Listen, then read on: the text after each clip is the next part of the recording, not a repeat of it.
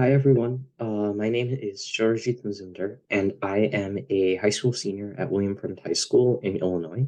And today I'm going to be presenting my work that I did last summer as well as last fall as part of the Simon Summer Research Program that is held by Stony Brook University in New York. And this presentation is also takes material from a um, a presentation that I had done with as part of a high school outreach effort with Argonne National Lab, and that was also published recently in an IEEE Transactions on Power Electronics journal paper. And so I sort of wanted to continue this idea of outreach with a to the broader electrical engineering community, as well as fellow students. And so today I'm just going to present an overview of the work that I had done. So my presentation and the work in general is titled The Impact of Noise Injection on Virtual Oscillator Control-Based Inverter Synchronization. So let's get started. So let's go here.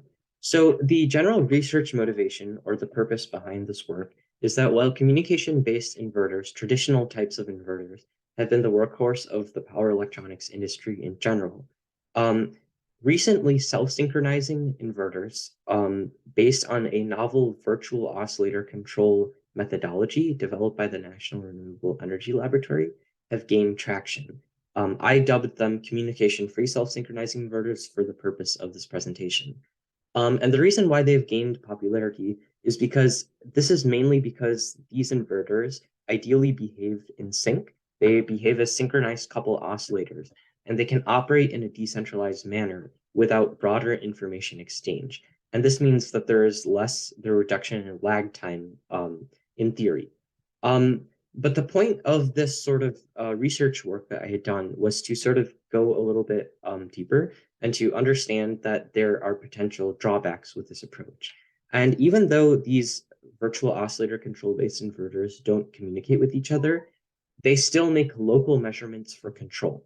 And as such, the impact of tampering with these measured or sensed signals on the performance of these inverters and the synchronization of multiple kinds of these inverters is the issue for investigation. So the research objectives in this project entailed exploring the impact of high-frequency electronic noise in a digital signal processor in the experimental inverter platform developed, and to understand how this impacts the ability of an inverter to self-synchronize to a 60 hertz frequency maintained by a load. In addition, to analyze the impact of noise injection on the ability of several inverters to synchronize to each other in a common frequency and phase, as well as finally demonstrating an actual sort of solution to this problem. Is there a way to mitigate the effects of noise on the stability and performance of several VOC virtual oscillator control-based inverters?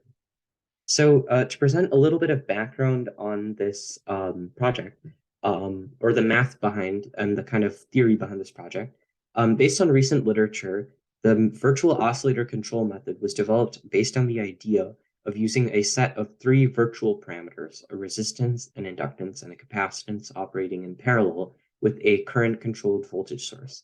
And based on the literature, we can sort of develop a second-order differential equation set that models this behavior.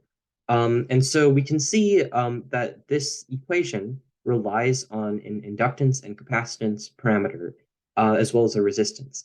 But the key to note is that most literature has developed the sort of foundational literature developed a parameter, epsilon, denoted here, that sort of controls or provides a explanation for how to minimize the effects of electronic noise or variations in noise frequency on the controlled oscillator.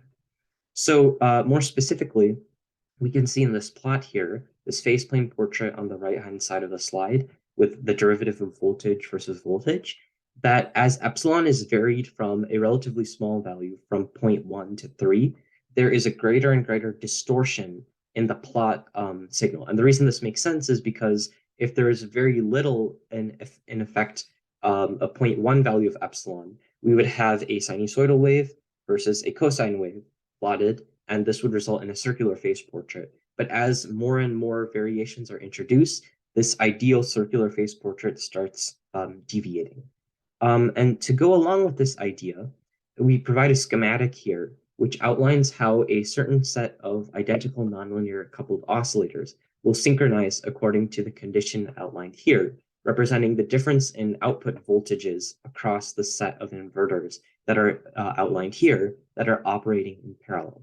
So the next slide actually shows this on the right here, but in a broader sense, with two inverters on the left-hand side here operating in parallel with a common voltage and impedance load that is operating in common between these two inverters. And we can also see that these virtual oscillator control parameters, which in my case were introduced in a digital signal processor on the inverter platform, are at the top here. And we can also see there are two modulators here, which will be outlined later, as well as two sources of injection of electronic noise injection sites. And this will be detailed further through the presentation because in theory, the virtual oscillator control will force these inverters to behave in sync. However, because this inverter is providing current to the load, we can interfere with this sort of output voltage and current by introducing noise. So in order to start with the project, I sort of first had to develop a simulation model that modeled the experimental behavior. And so this model was developed in MATLAB using Simulink. And to go more specifically in these two boxes here, which represent our inverters, we can start with the virtual oscillator control. So this is modeled here by three sets of parameters here in parallel with this controlled current voltage source, as well as additional representation, this function here that models the current source, the voltage source's behavior. Next, we have the modulator, which controls the signals that are being fed to the inverters. And finally, we have here the single neutral point plant, or the NPC, single phase inverter.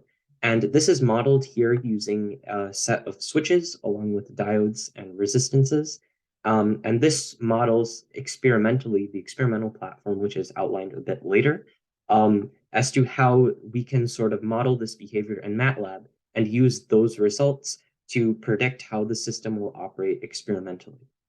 So now we have the experimental setup outlined here, and we see we have common equipment like the DC source, a load, as well as an oscilloscope. But more relevant to the case of this project is the sensing board that was developed here, along with two inverters that are on the same board, not on two separate boards, but they're operating in parallel configurations. And finally, we see here outlined in this white box here, this is the virtual oscillator control that was implemented in the digital signal processing board that essentially executes the algorithm for implementing this control and generates the signals that are fed into the the interface board, sorry. And so this set of bullet points here outlines important parameters that were relevant for this project. But now to sort of go on to the results phase and to understand, was the hypothesis proved? What sort of results did we get? And so the first set of results here are the impact of this, what was deemed or labeled as side channel noise intrusion on a virtual oscillator controlled based inverter. So here, these are the dynamics of a single inverter, only one. The second inverter on this previous slide here was shut off. The power wasn't fed to it. And so we can see here that in the first two parts, we have the phase plane plots of the output voltage, and the bottom two plots here capture the time domain signals. And what we can see in the first plot is the open loop voltage without noise and the VOC method. And we can see that because they match, I wanted to do this test to prove as a sort of control that it's not that the virtual oscillator control method was providing deviations from the regular open loop system. It's extremely close. On the other hand, we see in part B, the red curve without noise and the blue curve with the noise demonstrates a thickening of the band. And as shown earlier from recent literature, this demonstrates a distortion. And we can see this here in part D of this figure, where we can see fluctuations in the current and voltage outputs, as opposed to here where we see a uniform waveform. And this demonstrates that when you inject noise within the bandwidth of this bandpass filter, which is about 7 hertz, we can interrupt or disturb the periodic dynamics of this inverter. Subsequently, we can develop a parametric plot that captures the impact of noise on the output voltage. And what we can see here is that as the noise was increased, which would make sense intuitively, we can see that the THD metric, which stands for total harmonic distortion, captures a larger and larger set of distortion, which means that there's a greater fluctuation between peaks and troughs in the output waveform. And we can see that the noise is increasingly, with a greater amplitude, increasingly disturbing the dynamics of the inverter. So a reasonable question or a counterpoint, something that I myself had to sort of work through throughout this project, is that why can't we narrow the bandwidth of this oscillator, which comes from the inductance and capacitance parameters, and achieve a sort of immunity, right? Because if you develop a narrow bandwidth, then you could select, and it would be extremely hard to select a noise frequency that would interrupt the dynamics of this inverter. But what we can see here in these point care maps is that as we vary the noise frequency as in regards to the peak output voltage, we can see that the time to reach the steady state for the output voltage is actually increasing. And what this means is that there's a sort of trade-off being developed here. A high noise immunity is certainly achievable using a low bandwidth, but this yields a really slow dynamical response because we can see here in the plots here that the bandwidth is narrowing. That actually increases the dynamical response, meaning the time it takes to respond to the system interruptance. And this affects the system's stability. So this kind of demonstrates why narrowing the bandwidth has its own set of issues and trade-offs. Subsequently, we see here with the impact of the noise on the stability of 2 parallel inverters that the periodicity of the 60 hertz limit cycle, that waveform, is affected by the noise because we can see in parts C and D, we can see that there's a significant distortion, a thickening of the bands. And this demonstrates that there's a greater distortion and therefore an interruptance, a negative effect on the ability of these 2 inverters to remain synchronized with each other. And what we can actually see is that not only is each inverter synchronized itself to a 60 hertz output frequency, these 2 inverters, because they were implemented in parallel, are also, in effect, not synchronized to each other. And this is an issue because the whole point of this methodology was to ensure that inverters could have a similar output and voltage current, output voltage and current, even if there are minor fluctuations in the signal's waveform. And so we can see on the next slide, this is the time domain performance, that this is a similar result as before. And we can see that there is another loss of 60 hertz periodicity. We can see that the waveforms in parts C and D have deviations. And finally, with the mitigation of the noise, this was performed using a Kalman filter static-based estimation.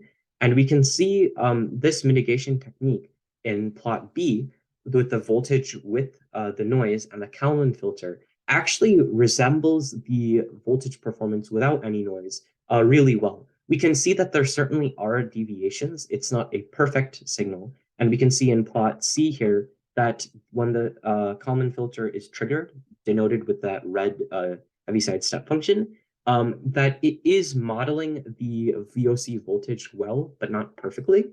This is most likely attributed to the fact that the filter is a static-based estimation technique and not dynamically. An interesting work in the future, as I will now go on to the next slide in conclusion, is that while the Kalman filter worked fairly well, because it is static-based, it has issues modeling a dynamical response and responding to that in real time. So future work that would be interesting is, for other classes of inverters, is it possible to develop a noise mitigation approach, for instance using active noise cancellation or a method similar to that in order to mitigate the noise? And so the sort of overall point here is that while the virtual oscillator control framework provides a reasonable and helpful set of methodology that allows inverters to maintain synchronization, even with minor fluctuations in signal output, it has issues when electronic noise is injected. And we find that even when the noise is injected into just one inverter, this actually affects the dynamics of the entire inverter network. And so this presents a real issue to the value or the proposition of this methodology, because the whole point was to maintain synchronization even if one inverter experiences unstable dynamics. So future work will be, how can a better noise mitigation approach, while the Kalman filter worked really well, how can a potential noise mitigation approach in the future be developed to perform even better in filtering out this problem and aiding this virtual oscillator control methodology? So I'd like to thank everyone for uh, listening, and I please feel free to, in the comments to respond and ask questions. Thank you so much.